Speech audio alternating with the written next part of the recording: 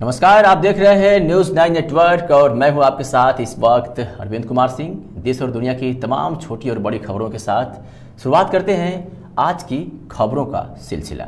बलिया नगर के बापू भवन town hall में शनिवार को पूर्व विधायक एवं पूर्व मंत्री स्वर्गीय सरदानंद अंचल सिंह की 16वीं पुण्यतिथि श्रद्धापूर्वक मनाई गई। कार्यक्रम में समाजवादी पार्टी के वरिष्ठ नेता एवं बलिया सांसद सनातन पांडे मुख्य रूप से शामिल हुए। उन्होंने कहा कि स्वर्गीय सरदानंद अंचल गरीबों, मजलूमों और शोषितों की आवाज़ थे। उन्होंने जाति और धर्म से ऊपर उठकर समाज हित के कार्य किया। कार्यक्रम की अध्यक्षता पूर्व मंत्री अंबिका चौधरी ने की। उन्होंने कहा कि सरदानंद अंचल अब केवल एक नेता नहीं बल्कि एक विचार बन चुके हैं और उनके विचारों को धरातल पर उतारना ही सच्ची श्रद्धांजलि होगी। कार्यक्रम में पूर्व मंत्री मोहम्मद रिजवी, सपा जिला अध्यक्ष संग्राम सिंह यादव समेत कई नेता और सैकड़ों कार्यकर्ता मौजूद रहे। संचालन समाजवादी पार्टी के जिला महासचिव बीरबल राम ने किया। जिला उपाध्यक्ष शिक्षक सभा और क्या कहना चाहेंगे? आज श्रद्धांजलि सभा का अवसर पर आप सभी उपस्थित हैं, आज के अवसर पर क्या कहना चाहेंगे? हम लोग ऐसे महान आत्मा के श्रद्धांजलि सभा में उपस्थित हैं जिन्होंने पूर्वांचल यानी इस उत्तर प्रदेश के गरीब शोषित पीड़ितों की आवाज़ थे। जहाँ भी अन्याय होता था वहाँ न्याय की लड़ाई के लिए खड़ा होने वाले महान आत्मा सरदानंद अंचल जी के पुण्यतिथि में हम सब लोग आए हैं। यहाँ आए हुए सभी पूर्व नेता प्रतिपक्ष राम गोविंद चौधरी जी, अंबिका चौधरी जी, कार्यक्रम के आयोजक सरदानंद अंचल जी के पुत्र जयप्रकाश अंचल जी और वर्तमान सांसद लोकप्रिय सनातन पांडे जी, मैं सबका इस कार्यक्रम में स्वागत करता हूं। और सरदानंद अंचल जी ऐसे व्यक्ति का नाम था जहां से गरीब शोषित पीड़ित नौजवान की हमेशा बात होती थी, वहाँ सरदानंद अंचल सबसे पहले खड़ा होने का काम करते थे। तो आज उनके श्रद्धांजलि सभा पर अवसर पर क्या संकल्प लिया गया कार्यकर्ताओं द्वारा? यही संकल्प लिया गया कि 2027 में अखिलेश यादव की सरकार बनाकर शोषित पीड़ितों की आवाज़ को पुनः जिंदा किया जाए। पीडीए की सरकार इस बार बनना तय है 2027? इस बार तो सरकार खुद जनता बनाने जा रही है। वर्तमान सरकार से जनता इतना त्रस्त है, चाहे नौजवान हो, छात्र हो, किसान हो, सारे लोग त्रस्त हैं और सारे लोग इस बार चुनाव पार्टी नहीं लड़ेगी, इस बार चुनाव जनता लड़ेगी। सीधे जनता और सरकार की जनता बनाम सरकार की लड़ाई होगी। संघर्षों के साथी रहे, उनके दुख सुख के साथी रहे और सारे लोगों ने आकर के आज उनके विचारों पर प्रकाश डालने का कार्य किए हैं, उनके विचारों को सुनाने का काम किए हैं। क्या कहेंगे उनके विचारों को लेकर, जिस तरीके से उनके जनता का सोच रहा और आज की राजनीति को कैसे देखते हैं? देखिए, आज की राजनीति और कल के राजनीति में काफ़ी बदलाव हुआ।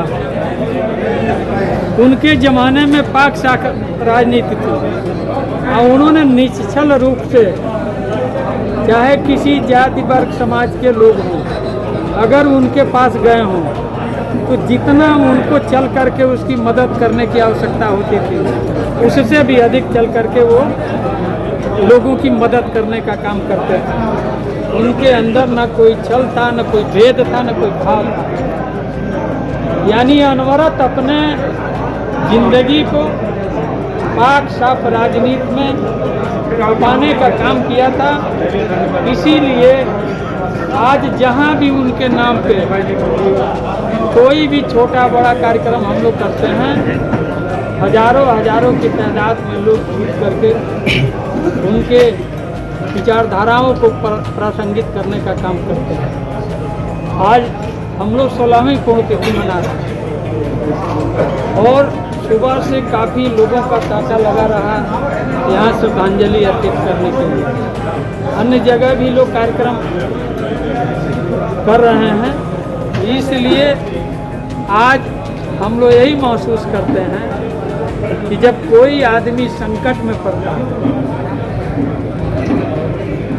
और काफ़ी परेशानी उसकी बढ़ जाती है, उसके कार्य नहीं हो पाते हैं, तो प्रताड़ित समाज में किया जाता है, अधिकारी द्वारा प्रताड़ित किया जाता है, उसका कार्य नहीं हो पाता है, तो कहीं न कहीं वो अपने को अंचल जी के अभाव को जरूर स्मरण करता है कि काश अगर अंचल जी रहे होते तो हमारे लिए इतनी दिक्कतें नहीं होती, हमारा काम फौरन हो जाता।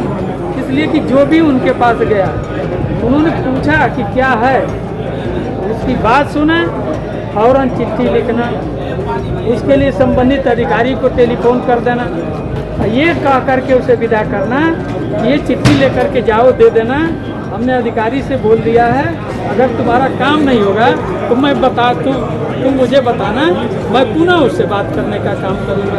यानी ये हौसला, ये जज्बा पीड़ितों को देने का काम करते थे।